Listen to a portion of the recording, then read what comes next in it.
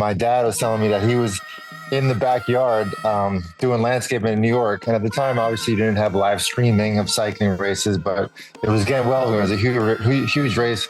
And as I experience quite often now when my son races, I get really nervous when he's racing, so I have to be occupied. So he's outside doing landscaping, listening to a Colombian sports show on the radio.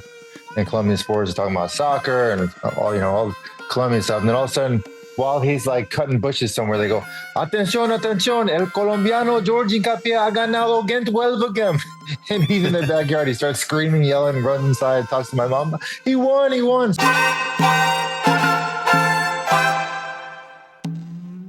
Hey everybody, welcome back to The Move. I'm Spencer Martin. I'm here with Johan Bruyneel and George Hincapie, past winner of this race. We're going to get a little story about how that played out in a minute.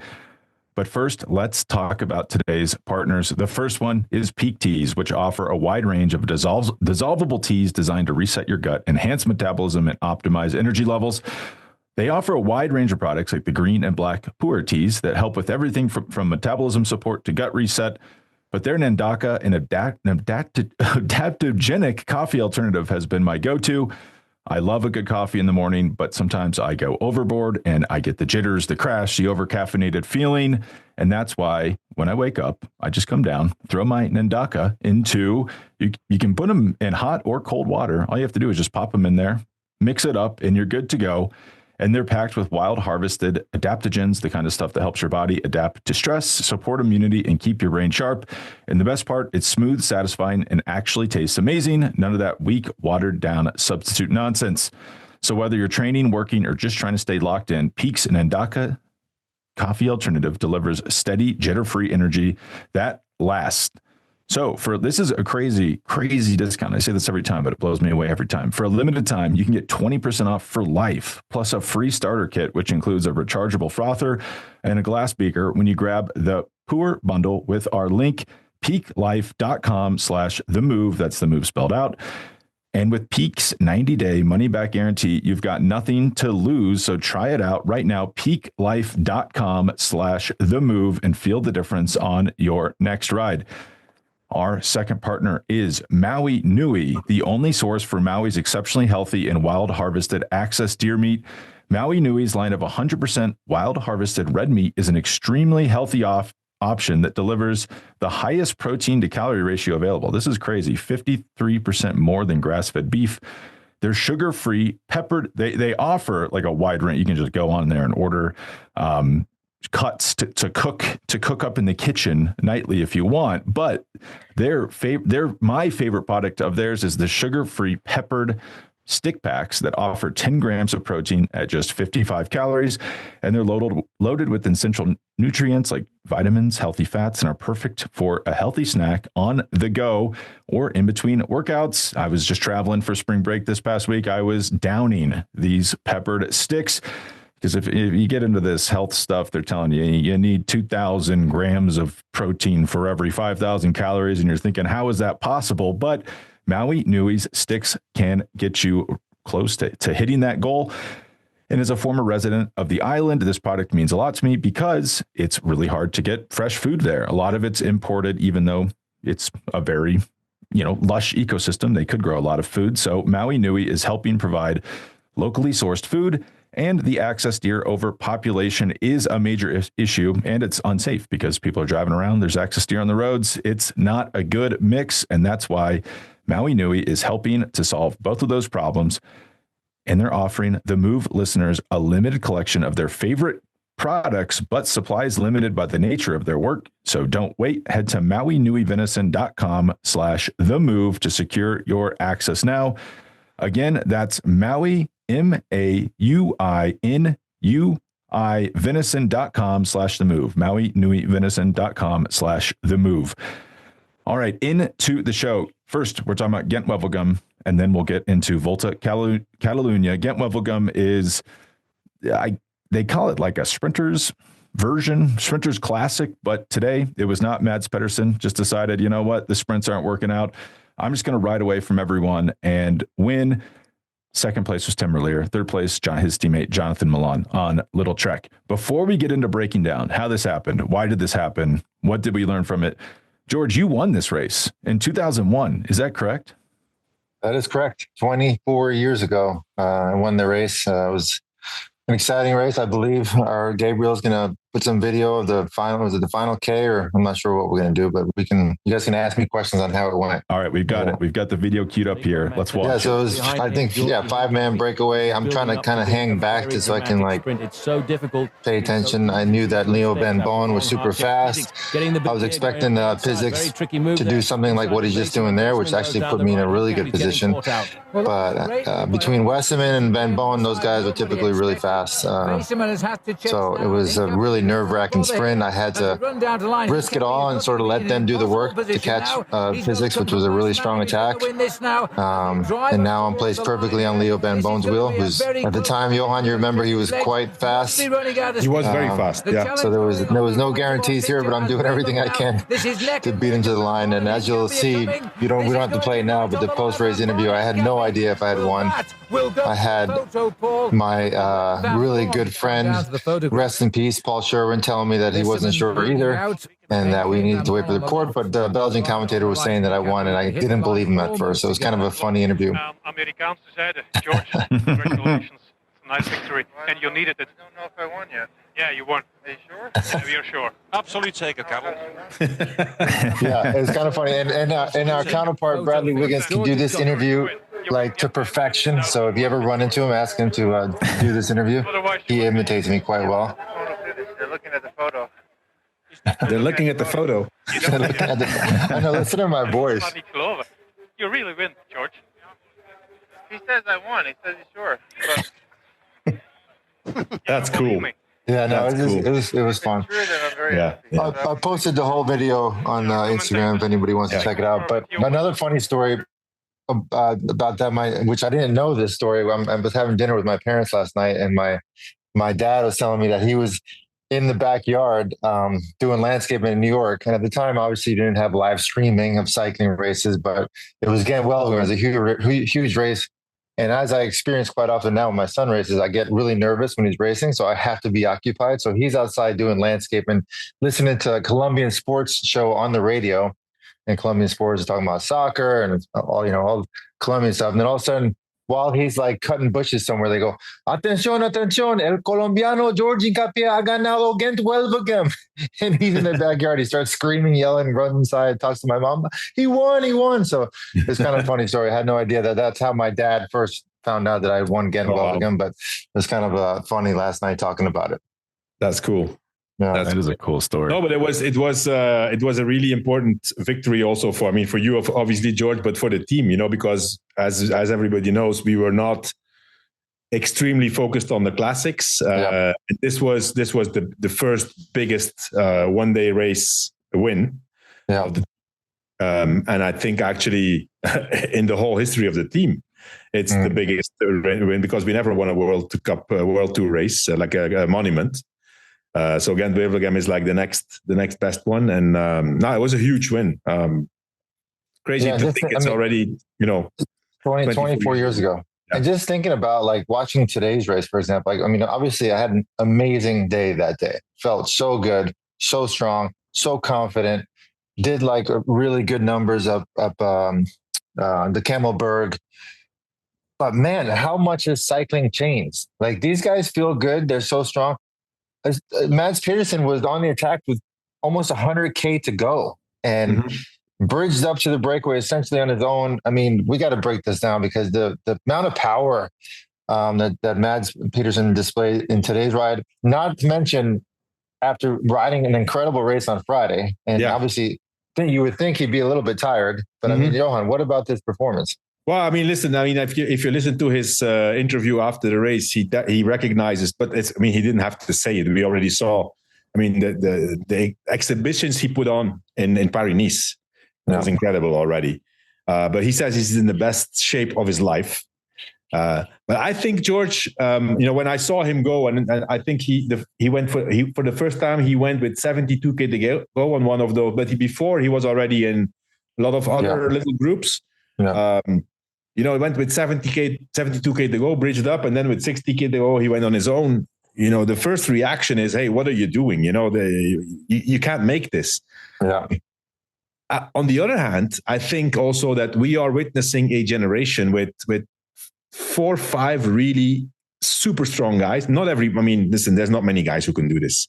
It's Van der Poel, Pogačar, Mads Pedersen now, and maybe Remco sometimes. Yeah. Right? Nobody else can do this. No. But yeah, I mean, it's, if you look, and even if they don't go by themselves, the races are decided with 60, 70, 80K to go. Friday was the same thing. 80K to go, and the race, there were 3 guys, so but anyway, for a rider like Mads Pedersen, who's more of a, I'm not going to say he's a pure sprinter, but he's more of a fast guy with good power, to pull this off was incredible. He was by far the strongest. Anytime in the race there has been an action that there was a danger of splitting, or when it split, he has not left top 5 the whole race. Yeah, not only that, his team looked unbelievably strong. Yeah. But Stuyens and Jasper Stuyven. Milan. They had 4 Milan. They had 4 or 5 guys. Yeah, in that chase group was there. Yeah, and as we know, like, these guys are pulling full gas. All of a sudden they pull off, and you see a Trek guy. It's like not good for them mentally when you see, oh shit, I'm chasing this guy back, but I got Jonathan Milan on my wheel just chilling. So it doesn't give us much chances either way here. I mean, what a tactical race that Lild-Trek rode today. I mean, it's very impressive. And I think also, I think it's quite smart also from Lild-Trek to focus on, nowadays, if you look at the big races, if I'm a team manager, I would focus on the races where Pogačar and Van der Poel are not. Mm-hmm. It's not like a super smart, they send a super strong team, because you could say, well, he did a great race in E3. He already won Gent-Wevelgem twice. Let's, save him this weekend and recover for Flanders and Roubaix. But what are the chances that anybody except Pogačar or Van der Poel going to win Flanders? They're slim, right? So I think it's a really smart tactic. They were the strongest team by far, and Pedersen was unbelievable. I mean, the way he went there on that, they have now changed. I mean, it's already a few years, but they have these 3 dirt road. I mean, you can't call it gravel roads because it's actually soil. It's muddy. I mean, luckily it didn't rain the last few days, but they call it the Ploeg streets, which there you could see already when he went. It was only Philipsen and Olaf Kooi who could follow, and then Philipsen has a puncture and Olaf Kooi broke his collarbone. By the way. Oof. Broke his collarbone. So in 2 crashes in the last weeks, he also crashed heavily last week in the Panne. So yeah, really bad luck for him. But when he went there, you could see already, okay, this is not joking. He doesn't go away to see if somebody comes with him. That was already a deciding move. Yeah, I mean, and you could look back and say, why didn't Quick Step and these other teams start chasing directly? But like you said, it was such a hard race. Clearly, Lild-Trek must have had that tactic where Mads is in good shape. We got Jonathan Milan in case it ever comes back to a sprint. You might as well go full gas. And the fact that it was a tailwind at the end, they know that going in. They know that if I can get to that tailwind section, I can probably go as hard as 3 guys chasing me. So pretty amazing race to watch.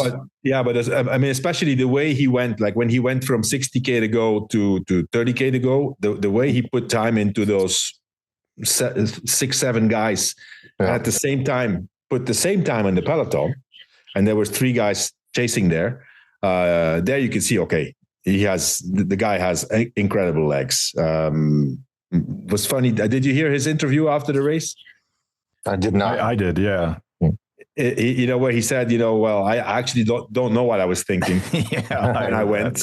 You're right. He did say he had gone past the point of no return. So he's like already out there, and he's like, well, shit, I might as well just keep going here. Yeah.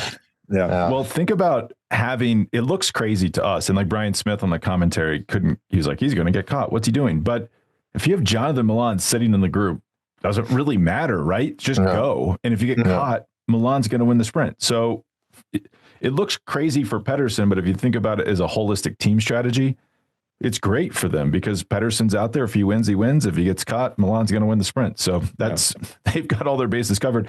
To add context to this as well, like before the TV came on, the race was breaking up. So it's splitting in the peloton's splitting up. It's not like Pedersen just came to the front on the Christmas truce section and said, I'm going to go fast.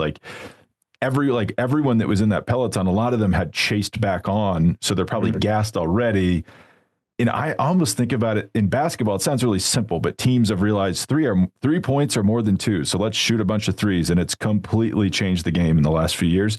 This is almost the same where if it's like, well, if I'm stronger than everyone else in this race, let's make the race as hard as possible from as long as from the finish as we can. And then no one can catch me when I go away solo. And because that peloton was not riding any faster than Mads Pedersen was. Well, no, they were actually the smart thing. The smart thing, obviously you have to be super strong to do this. But what Pedersen did, so he went the second time up the Camelberg, right? So already. I mean, he was already in the break. So he had bridged across. So already, okay, if you have a minute at the bottom, the teams that will ultimately start chasing have to wait because their sprinters are going to drop back on the Camelberg, So that's already another 30 seconds probably because Merlier on the second time he went on the Camelberg, he was really, really bad. Philipsen looked a lot better. But you can't do it with one team. You need 2 or 3 sprinters there with their teams to bring it back. So that having that into account, the 2 times he went up the Camelberg, he took time on the peloton, and then the team of the sprinters have to wait until their sprinters comfortably back, and then they can start chasing. By then it was 2 minutes.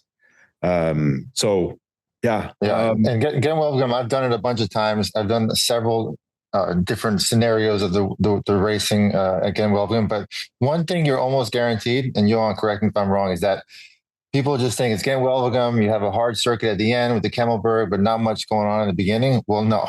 When you start Gent-Wevelgem, you're going to have 100K of mainly crosswind battles. I mean, there's years that I've done it where 2-3K into the race, there's 30 guys out of 200 because that typically there's going to be huge crosswind battles in that race, and it's going to soften up a lot of the peloton. And these strong teams like Lild-Trek and those guys are specialists at that sort of stuff, and that's how they start basically softening up the peloton, which actually ends up making it a lot safer race as well, because by the time you get to the actual small roads that you're fighting for, it's less people.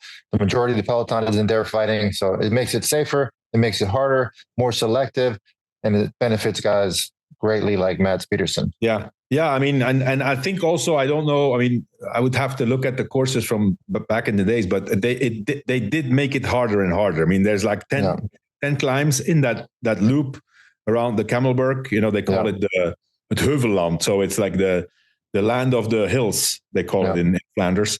But as you say, George, it's not just because of the hills. It's the crosswinds and the stress from the very beginning. It takes so much out of you that by the time they get to the difficult, the hilly part, purely because of the nerves, half of the peloton is drained already. They're just hanging in there. They're not fighting anymore for position. Yeah. So once you start into those hills and you're in the front, usually you're going to stay there if you have good legs. But still, it's you could clearly see it's a very stressful race. We saw. I mean, there was crashes, and then we saw this maneuver of Jordi Meus, who, one of the usual things, you see a corner, you try to gain a few positions, and he made a mistake. He calculated wrongly and took out 5 riders. Yeah. We've heard some criticisms from that. Like, what's he doing? What's he thinking? You know what, Johan, you and I know in Belgium, this happens like a million times. If you're not trying to quack somebody to move up 5 places, you're getting spit 50 places behind. You constantly have to be trying to do that. And I'm so happy. I'm so happy you bring this up because I talked about this with Spencer in our former podcast, and I said, hey, you know what, this is war, and if you don't bump, you get bumped, right? And I got assassinated over it on social media as usual. Not that I care, but anybody who has been in that situation, and you're a perfect example. Anyway, the critics are going to say that you're an old fart and you're old fashioned, but that has not changed. That has not changed. If not, it's even more war now. And if you want to win a race in Flanders, that's the way you have to race. Otherwise, you're in the back and you can forget about it, right? Yeah. I always say when you're racing in Belgium, and I'd always have this in my head, if you give somebody an inch, they're going to take a mile. In Belgium, you can let them bars go past you. You will end up 50 back before you know it and be stuck in the middle of the peloton, almost impossible to get up. So you always have to be conscious of where you are, who's next to you, who's in front of you, who's about to try to pass you, whether you're going to let them do that or not. What's your out? Like in Belgium, we're always looking, how much room do I have on the left? Is there a hole in front of me? Constantly. Otherwise, you get spit in the back of the peloton. You never make it to the front. Yeah. That's what makes those races so special. Mm-hmm. And a lot of times it's hard to see that on TV. Like it's for the people that haven't done it, they'll turn it on 50, 70K to go. The small fields, everything's broken up. But I can assure you what the battles that happen in those first 100, 150K are, still stuff that I wake up with nightmares about because it's so stressful, stressful. Yeah, that's true. Johan, I was surprised by that. I was just thinking about some stories I don't think are safe for this podcast about racing like Kermesse level in Belgium, but crazy stuff happens. You've got to be fighting to be at the front. But after the first pass of the Kemmelberg, this is like 50-ish K to go. Pedersen has 19 seconds on Marco Haller, Victor Kampenaerts, and someone whose name I don't want to try to pronounce. Johan, if you have that on at hand, they are on Lotto. Arjun. Levains. Okay. Arvin Levains, yeah. And the peloton's like a minute back. So this is the point where it's like, I don't know if he's going to make it. By the second time they go over the Kemmelberg, this is 20 kilometers later, Pedersen is a minute 30 on that chase group and basically 2 minutes on the peloton. So, he won the race right there. Like that was the second time and the third time because they did it 3 times, Spencer. He attacked the second time, and then the third time was from the other side, the steep part. Did they do one time the hard way? Yeah. Well, fortunately, they do it from that side now because George, you've probably done it a number of times going down. Yeah, I was telling my family about it watching today, which is the most dangerous descent in cycling. Yes. There've been really, career-ending crashes, I guess, on that downhill back in the days. And explain, Johan, explain why that backside downhill is, 20% steepness. And if someone, and it's really, really rough. So the chance of a bottle popping out and it getting slick with water or the bottle getting stuck in somebody's wheel and the crashing is very, very high. And if someone crashes in front of me, there's absolutely no chance to stop. Yeah. Like you're going to crash. It's been like chaotic, horrible crashes going down thing. And fortunately, they don't use it anymore. I have a good story about that also, about that side actually, George, as an amateur back in the days, under 23. Now there was, not Gent-Wevelgem, but it was called the 3 days of West Flanders. Mm-hmm. And I don't know which year it was, must have been mid 80s. And it was the first year that the look pedals were a thing, Yeah. But it was very, very, back in, there was not all the shoe brands you could fit the cleats on. And so you had to drill the holes. I don't know if you remember that. Yeah. You had to drill the holes. And so I had these look pedals. It was, I guess, since a few weeks before. We went up the camelback from that side, from the hard side. A guy in front of me crashed. I turned over and there was no way I could get my foot out. I think I was like second or third in GC, and then I lost the race there. I was laying there, couldn't get my foot out. Yeah. But that downhill is back in the days. It was like, okay, you're there. You basically not close your eyes, but you just don't think about anything and just try to make it to the bottom, right? Yeah. Luckily they don't do that anymore. That's a really good decision to not go down there anymore. Yeah, for sure. I agree. So Pedersen wins 49-second gap on Tim Merlier, third Jonathan Milan, fourth Christoph, which is big for Uno X. That's 275 UCI points. If you wondered why Uno X was working so hard in the finish, but was there any point where you guys thought he was going to get caught? Like, at what point did you think he was going to stay away? Last time over the Camelberg. Yeah. Last time over the Camelberg, he had almost 2 minutes. And the way he was riding. And then, of course, when you think, we all knew it was tailwind. If it would been not tailwind or crosswind or headwind, that's a different story. Then maybe he didn't make it. But yeah, and also if you hit the Camel, he had been away for I don't know how many K already on his own before that. You would think you're going to lose easily 30 seconds on the Camel, and he did not lose 30 seconds on the Camel with a raging peloton behind. I mean, he just rolled up that thing. Let's not forget, George, if you remember last year, I mean, this is the third time Mads Pedersen wins this race, right? Yeah. And last year, he won the race against Mathieu van der Poel in the sprint, but he had Mathieu van der Poel on the ropes on that last time up the Camelberg. So, and listen, amazing performance. I'm really happy for him. I think he really deserves that win. Yeah. It also makes, if you go back to Friday, a lot of people were saying, wow, why is he pulling with Van der Poel? What's he doing? It's like, well, this is why, because he thinks, and as you said, Johan, last year he had him on the ropes.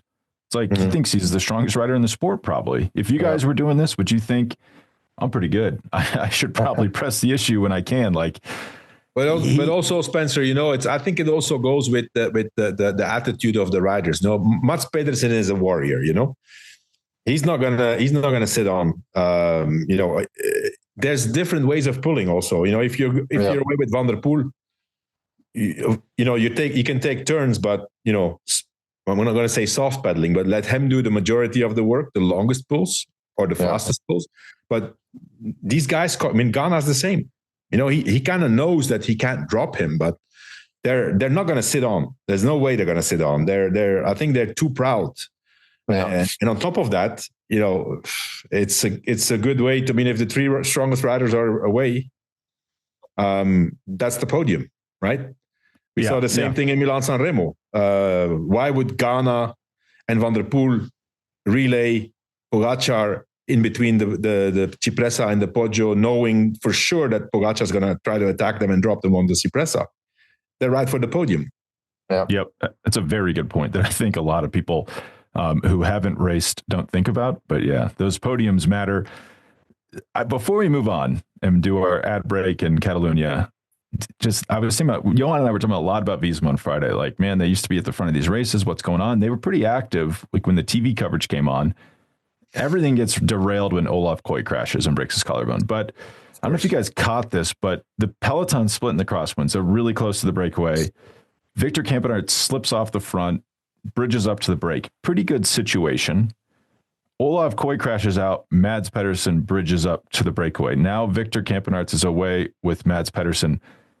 But what is the best case scenario there for Visma? Like, is it Campenaerts staying away for a podium? It just didn't feel like that had set them up for maybe the most success that they could have today. I think once you lose Koy, at least like Johan said, fighting for a good result, getting on the podium, being in the breakaway, having the team front and center on TV. At that point, there's no reason for him to sit up and wait for his guys. I believe he was trying to fight for a good place to the finish. Yeah. I can't help but think, though, that there's something off at Visma. This is not the usual Visma we're seeing. It's been too many times now, especially in the Spring Classics. They've done great in other races, but something's not working out there. I don't know what it is. Of course, Wout van Aert just came back on Friday. I personally think that Van Aert should have been in this race. Well, he's winning so much, Johan. Why does he have to? Well, they have a plan. To come to Gent-Wevelgem. Here's the thing, Spencer, and you bring up a good point. It looks to me like they have a plan and they do not deviate from the plan. They are unable to. I don't know if it's mentally to adapt to the circumstances, which I think. I've seen this with a few teams, and I think Visma, in my opinion, is one of them. They're so rigid and focused on this is what we do, and they're like the whole thing also with, the extremely short cranks, for example, the 150 cranks, right? Just an example. But they're looking at so many little things that they lose the essence. of bike racing. And to give you another example, one of the opposites, in my opinion, is Alpecin and Lild-Trek. For sure, they look after everything. They are on top of everything. But they race. They race and they adapt to circumstances. And to me, it seems like Visma is a team, they can't adapt to circumstances. I mean, that's the impression I have. Maybe I'm wrong, but there's something not right there because Visma as a team should be one of the three dominating teams in these races, and they're not for the moment.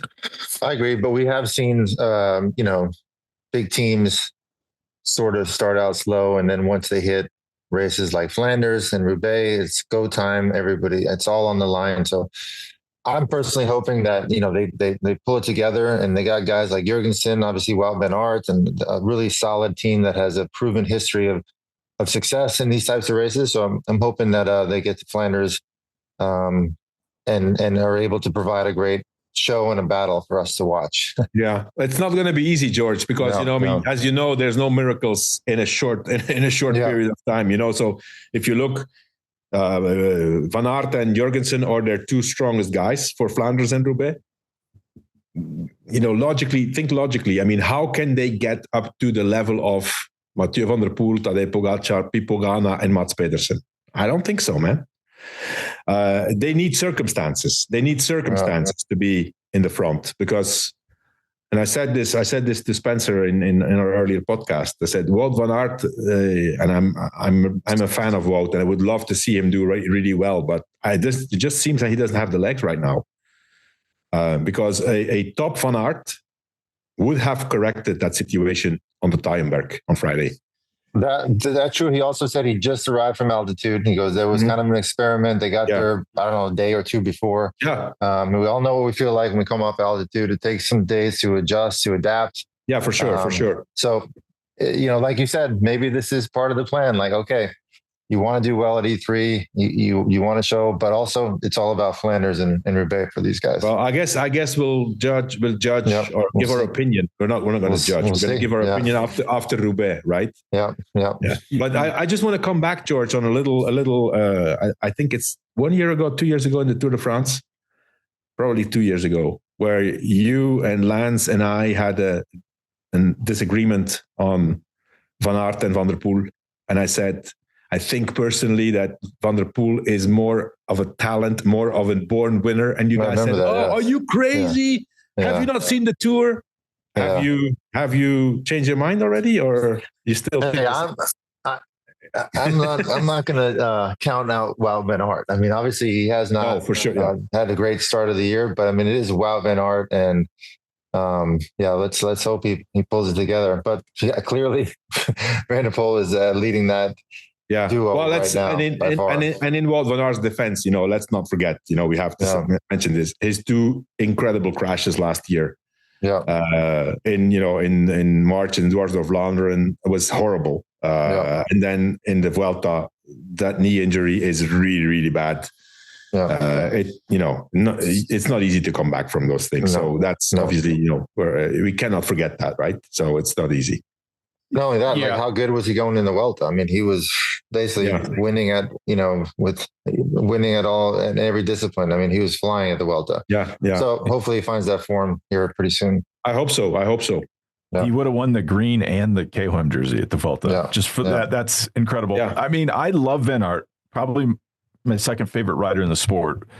But it does look, in my opinion, it looks bad when you're skipping these races like San Remo, Gent-Wevelgem, and then you're not you're not doing the Van der Poel drop in and win. It's, because it's like, well, okay, it wasn't good because he's at altitude, but why exactly why are they doing this? I don't know. Well, we'll see, Spencer, in Flanders and Roubaix. That's the whole plan, right? One thing, I mean, and my son told this morning, we went for a ride and we were talking about that. It seems that Van Aert did his best ever time on the Quaremont on Friday. He was about 5 or 6 seconds slower than Van der Poel. So he's not that bad, Yeah, but I saw that, Johan. But Van der Poel was off the front riding faster leading into the Quaremont, so he should be faster than Van Aert. Yeah. That's. like because Van Aert was sitting in the group, Van der Poel's off the front going actually harder than him and riding the Kwaremont faster. Yeah. So still, yeah, he cannot. If the objective information here is that Van Aert did his best time on the Kwaremont ever, so he's not that bad, right? Now, what we also know now lately is that we see this all the time. A bunch of riders say, "I have my best numbers ever." Like Egan Bernal has better numbers than when he won the Tour de France, and he's not competitive anymore for the top three for the moment. So, whatever your best numbers are from 3-4 years ago, and you beat those, that just doesn't do it anymore. No, and Van Aert could be like 5% off. It's not. We're not saying he's 50% off. No, that can mess with your position a lot. Yeah, a lot. Sorry, George. What were you going to say? No, I mean, it's just clear how much more numbers are required now than even 4 or 5 years ago. I mean, the level is just insane now. It's crazy. Yeah, like Egan Bernal 2019 Tour wins it would be getting dropped with those same performances. Which is it's mind blowing. Before we talk about Egan Bernal, the GC guys, let's take a break to talk about some more partners. The first one is AG1. In cycling, consistency is everything. The same goes for fueling your body. That's why I start my day with AG1, one scoop once a day, every day. AG1 is a science-backed, all-in-one foundational nutritional formula packed with 75 high-quality vitamins, minerals, and probiotics and adaptogens. Coming back, adaptogens designed to fill the gaps in your diet and keep you performing at your best. I mean, Lance has talked about this all the time. I'm the same way, though. I don't eat a balanced enough diet, especially when I'm traveling, and that's why AG1, just pop it into the first glass of water I have every morning, and I am good to go, and I get all the vitamins, minerals, and probiotics that I need. So whether you're grinding out long miles, traveling, or just trying to stay in shape, or you're us three and you're fighting for the most mileage in 2025, you're going to need your AG1.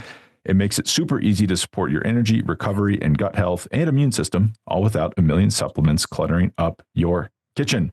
So try AG1 for yourself with the offer for new subscribers, a free $75 gift card when you sign up, free $75 gift value when you sign up. You get a welcome kit, a bottle of D3K2, and 5 free travel packs in your first box. So make sure to check out drinkag1.com/themove. That's the only way to get this offer. drinkag1.com/themove. Again, drinkag1.com/themove. It's the perfect way to start your day. The next partner is One Skin, dry skin, deep wrinkles. These are a few signs of visible aging, but also, coincidentally, the sign that you've been riding a lot. And so that's why, because you're outside, you're in the sun, you're in the cold, you're in the dry, it's not good for your skin being out on the bike. And that's why today's sponsor, One Skin, knows this is something today's sponsor, One Skin, knows all about. And their products are designed to keep your skin looking and acting younger for longer. One Skin's skincare products are powered by the OS01 peptide, which is scientifically proven to decrease lines and wrinkles, boost hydration, and help with the thinning skin that often comes with age. And don't take our word for it. They've got 4,000 5-star reviews for their full line of face, body, sun, and travel size products. So make 2025 the year you invest in the habits that keep you and your skin healthier at the cellular level. And get started today with 15% off using code THEMOVE at checkout at oneskin.co. That's not oneskin.com. That's OneSkin spelled out ONESKIN.co, oneskin.co. That's 15% off using code THEMOVE. Our last one, but not least, Helix Sleep. If you're out there logging big rides, training hard, or just trying to get through the day without feeling terrible, you know how important real recovery is. That's why I finally made the switch to Helix, a Helix mattress. I went online, I took their sleep quiz, took me 2 minutes, and they matched me with the perfect mattress, the Helix Midnight Luxe. First night, it was a game changer. I woke up feeling rested, and get this, I checked my sleep data from my Garmin, and both my deep and REM sleep had doubled. And I'm no longer waking up drenched in sweat, no more back stiffness. And most importantly, my wife's not pissed at me because I'm tossing and turning at night. I'm thinking, how can Mads Pedersen beat Van Aert at Flanders? Is Wout Van Aert ever going to be winning monuments again? What's going on? But while I'm doing that, there's no motion transfer. So my wife is happily sleeping while I toss and turn worrying about Wout Van Aert. So if you want to check out this, we have an exclusive deal for you. Go to helixsleep.com/themove and you get 25% off your order. That's a huge discount. helixsleep.com/themove for 25% off. Invest in your recovery and get the best sleep of your life. And thank us later. All right, guys. Last thing we're going to talk about today. Volta Cataluyna, 7-day stage race. Weird day yesterday. It was supposed to be the Queen stage was like a 30-kilometer kermesse, basically, that Quinn Simmons won impressively. But going into the final day today, Primož Roglič was trailing Juan Ayuso on UAE by 1 second. It's a short circuit, 88K, so that's like 50-ish miles in Barcelona with a repeated hard climb, but not long climb. So you're thinking, man, it's going to be tough for Roglič. He's probably going to have to win this stage to win the overall, but can he beat Juan Ayuso in a sprint? That was my concern. Well, Roglič said, let's have the boys ramp the pace up on the front, and I'm just going to attack and drop everybody. And he went with about 20K to go. It was 2.5 laps remaining, and he never had that big of a gap. He ended up winning by 14 seconds, and that was about his gap for a lot of it. Wins the stage, wins the overall. You know, this isn't the Tour de France, but to me, this was a big marker for Primož. I thought he won the Vuelta last year. I thought this was the best he's looked since he's come over to Red Bull. You know, he had that wobble at Paris-Nice last year. It's like, is the new team suiting him? But this was like vintage Primož, you know, long range attack. He gets a lot of crap for being a final kilometer merchant, but he's going up against one of the biggest young talents in the sport in Juan Ayuso. And basically everyone knows what he has to do, and he does it anyway, rides away. Egan Bernal was right on his wheel. I thought Egan Bernal looked fantastic, still gets dropped at the top of that Montjuïc climb. Roglič just holds everybody off, looked unbothered. You know, they're back there fighting. But Johan, what was your big takeaway from this win from Primož? Well, first of all, I'm happy for him because, you know, I mean, he was, let's be fair, you know, he's probably never going to win the Tour de France in his career, not with these guys around, but he can win basically every other stage race except the Tour, which is quite impressive. And you know, these 1 week stage races, he already won Catalunya. Was it 2 years ago against Remco or? Yep, that was 2023. Yeah. And especially, you know, his big goal is the Giro, and then he's also doing the Tour, but I guess he's focusing on the Giro. He looked good, man. He looked good. He looks ripped. There was not one single stage where he always has one day where he has to fight to keep up or lose a little bit of time and then comes back. This week that didn't happen. He lost one stage against Ayuso in the sprint uphill, then he won another one, and then it was basically the bonification. So it's a shame we didn't get to see yesterday's stage, which was supposed to be the hardest stage. You know, got kind of cancelled because of the wind. They took out all the climbs. So it came back to today. Before the stage of today, I thought, you know what, it's going to be difficult for Primož because Ayuso is a winner also. You know, I mean, he's had an amazing season so far, also focusing on the Giro, but already won La Guelia. He won Tirreno, you know, so obviously in great shape. But this is Primož, man. He's, I mean, as we usually call him in our chats, the silent assassin.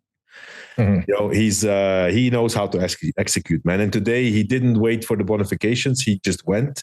Personally, I'm going to say, I think he didn't expect to go on that third last climb, because he actually got a gap on. They passed the King of the Mountains already when he went. And they just took that turn. But I think his really good shape combined with the fact that Ayuso had really an off day today. He was nowhere near his usual level, and so yeah, I mean, he probably seen that. You know, these guys know each other so well. that they can see little things that don't look right, and Primož took advantage of it in the best way possible.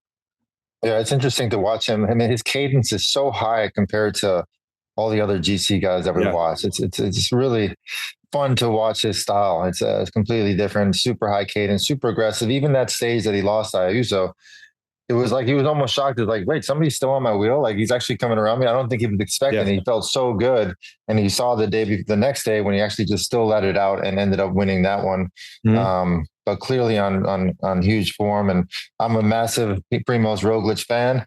And I'm hoping he gets to the Tour de France at 100%. Like you said, it'd be tough to beat those guys, but it'd still be fun to have him battle it out with them and actually make it without crashing this year. Let's hope for that. But also big, I know that it was a shortened stage for Quinn Simmons, but American rider, first Pro Tour win.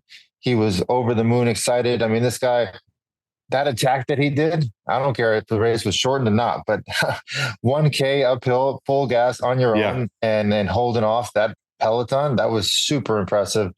Clearly he's in good shape. And it's great to see him come back. He was part of that really ugly, unfortunate incident towards Switzerland last year, really messed with him.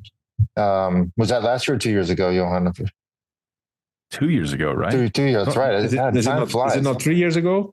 It might have been, because I rode with him after that. He came to Greenville. You're right. It might be, but regardless, very tough a situation to deal with mentally as a young rider. For sure. It's great to see him come back, confidence, and I think we're going to see him have a great year this year. Yeah.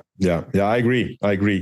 Man, speaking of Primož Roglič, as you know, all of our listeners know, Lance and I were just in Slovenia last weekend, and we were actually at the ski slope, the ski jump slope where Primož was training and had this horrible accident, which thanks to this crash, Primož Roglič is now a cyclist.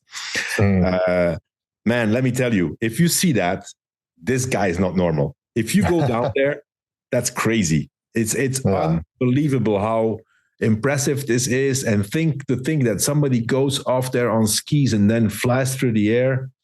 Today they actually broke the world record. There it was the last race in the World Cup, and I saw some guy broke the world record, 254.5 meters.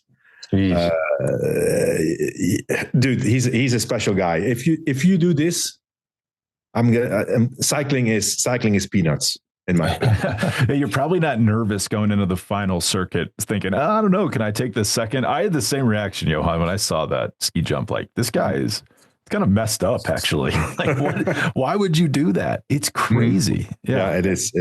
Yeah. I mean, on Ayuso, I was curious about this because I guess it wasn't on TV, but there's a bonus right at the start, or like right after the start, Primož wins it. I would have loved to have seen that. Must have been a thrilling sprint, but they get into the circuit, the difficult circuit. There's another bonus sprint. I believe it was somebody on Red Bull, goes for it. Ayuso sprints for it really hard, wins it over Primož's teammate. Primož gets third, but he's kind of like noodling a little bit. And then they start to get to work on the circuit. And you think, was that a little bit of a trap? Because Ayuso was never the same after that. And it kind of looked like you could kind of see Primož back there looking at him, then the first couple times up the climb. I don't think it was a trap. I think it was out of necessity. I mean, he was down because of the bonus sprint. Red Bull should have had some guys off the front to sort of nullify that bonus sprint. It didn't happen, but I think it was like, well, shit, he won this sprint.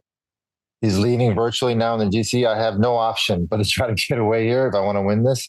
And it was. I don't know if he necessarily wanted him to win that sprint, but he definitely took advantage of it. Yeah, but there was something not right with Ayuso today. He was struggling even afterwards. Even afterwards when Primož was gone already, Ayuso never came back in the picture anymore. He pulled a little bit, and then he was struggling in that group actually. So, I mean, it happens, I mean, you don't always, who knows, maybe the fact that yesterday there was a short stage and, this whole rhythm got, broken because, there was basically no race yesterday. It can happen that people react differently when they're in a stage race, that after like a relatively very easy day, they they don't have good legs. So, and on top of that, today was a short stage, very aggressive, very intense. Yeah, it happens. But I think it's also, listen, I think it's a good, obviously it's strange to say, you know, you lose the race, but in terms of the development of Ayuso and the learning curve, it's probably not a bad thing that he doesn't win again. Certain mistakes probably have been made, and he will learn from this. He's a great rider, and also let's not forget, you know, he's on a very high level already since over a month. You know, he started in those races in France, won one of them, then won Lild-Trek, Tirreno. It could be that he's like, you know, stagnating a little bit and needs maybe a little bit of recovery, and he will need some recovery to be ready for the Giro. It's a hard stage, as you say. It's short, 88K. Like, how often do you do that? And then but the circuit, I wonder, Spencer, the circuit. I mean, anybody who has been a pro cyclist knows the circuit in Montjuic. That's a hard circuit, man. I wonder if that circuit, like if this was an alpine climb, 7%, can he hold on versus the circuit? Like if you're on a bad day, you're just doing that over and over. Like even watching it, you're like, they're back to the climb again. You know, it's like over and over. And that can be really, really difficult if you're not on your best day. We should say Enric Mas third, really good. Looked really good today. And the genius of Primož's move is even if he doesn't get away solo, you know, it's like the chasers were De Plus, Van Etvelt, Dorian Godin. No, sorry, De Plus and Van Etvelt. Even if he gets caught by them, Ayuso's not with them, so he would have won anyway. He could have gifted them the victory. I had two questions for you guys before we go. We saw 2 solo wins today. At times, it looked like you're like, Primož, how is he not getting caught? He's 8 seconds in front. Simon Yates is on the front. But if you guys, are groups getting worse at pulling riders back? Like Simon Yates is attacking. You're like, well, Simon, what do you think is going to happen the second you pull off? Juan Ayuso's on the front and Juan Ayuso is dead. And the gap goes from like 8 seconds to 22 seconds right away. Like, Johan, do these riders think they can bridge that gap? You know, a 12-second gap to Primož, not easy to bridge. Like, well, you just saw them. They came close. They came. I mean, listen, what they had no other choice. What did Adam Yates and Marc Soler had to do otherwise? They didn't really have a choice, right? I mean, what I see is that the differences are small because everybody's constantly on the limit.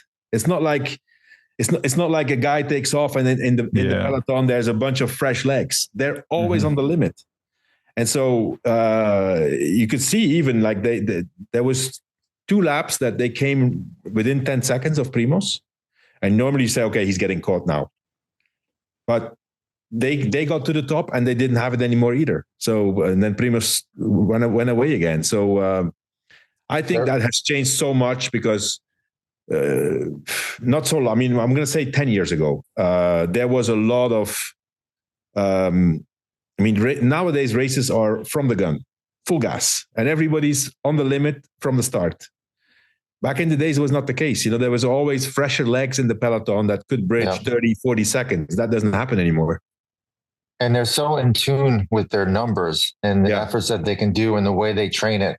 My point being, like before, back in the day, you'd attack full gas and then you'd probably attack too hard and you weren't able to hold the numbers that you thought you could for the next 10 minutes. Nowadays, I'm sure they're watching, okay, I'm going to attack at 800 watts for a minute. And then I know I can hold 400 watts for the next 10, 15 minutes. They know they can do it. They do it in training. So they're measuring this stuff.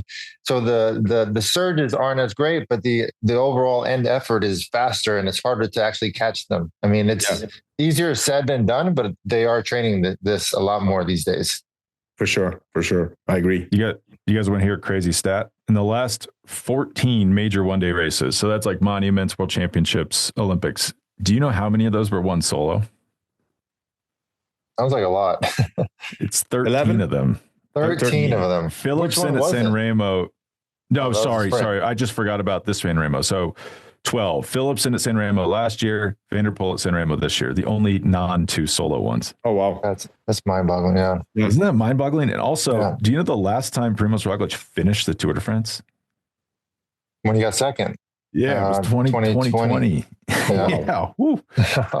That's a bad run of luck at that race. Johan, I was thinking as you were saying he can't win it, but, you know, Pogačar's doing Roubaix. we don't know the status of Jonas and his concussion. Like, oh, well, I mean, if I say he can't win it, I mean, yeah, man to man, right? Like everybody on full gas. I mean, there's always circumstances. You never know. You know, I mean, look how Jonas Vingegaard got second in his the first time he got second. He was not the leader. Primož crashed out, and Jonas came to the front, and then finally he started to be the leader of the team. So it always can happen. We don't want anything to happen, but unfortunately, things happen in cycling and in the big races. We should also shout out Giulio Pellizzari. Frankly, had never heard of this guy. He was on VF last year. He was really good. He was really good last year. He's on Red Bull, and he was key for Primož today. Oh, he's the guy who got second. Okay. He's the guy who got mowed down by Pogačar. Yes. Okay. On stage 16 at the Giro last year. This is all coming together for me now. But yeah, on him, he's Italian. I think he might be going to the Giro to support Primož. But what does this mean for this Giro? Because these are the big contenders. Ayuso and Roglič. I think one of those will win the Giro d'Italia. I guess Egan Bernal's doing the Giro too. Bernal is doing it. Adam Yates is doing it. Tiberi. I don't know who else. Mikel Landa. So probably good field. Martinez is doing it, right?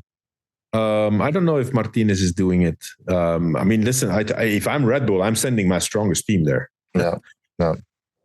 Didn't Primož say that? He said, I'm only going to focus on races where Pogačar's not. He did say that in the off season. Yeah. So Martinez is doing the Giro. I mean, he's doing Giro Tour because he's been doing a big block of training in Medellin. So oddly, so is Primož too. Yeah. Mm-hmm. I mean, I guess, you're right. They're sending their strongest team to the Giro. This has got to be big boost for Primož's confidence, though, to take on Ayuso like that, beat him. And then, I mean, also Bernal, like, it's hard. It's always hard to tell, like, well, he looks great, but he's 90 seconds down. But let's not forget, this is Bernal coming back from a collarbone fracture in his first race. True. And he looked like the strongest GC rider that was not Primož today on that climb. Today, yeah. But no, he's on a good level, not the top level that he has to be to compete with these guys. But I think he's going to do a good Giro, Bernal. 2 time trials, though, correct, at the Giro? Mm-hmm. It's just hard in modern cycling. It's hard to lose time in time trials because you don't make it back, actually. There's not big gaps unless your name is Jonas Vingegaard or Tadej Pogačar in the mountains. So it's hard to undo that damage from the time trials. Yeah, for sure. Well, guys, do you have anything else to add before we take off? Nope. We'll see you guys next week for Flanders. Yeah. Well, I mean, I'm not going to be on the show, George. You're going to be in person, right? In person and Mellow Johnny's with Lance and Sir Bradley Wiggins. That's right. Yep. In Austin, Texas. And then ride the day before. We're doing a ride on Saturday from Mellow Johnny's. Yeah. I think Lance has texted me maybe 5 times already in the last 2 weeks. When do you get in again? And I've told him every time, 3:00 on Friday. He texted me last night. When are you getting in? I go, bro, I mean, how many times? So surely I'm going to get there and be like, okay, where do I go now?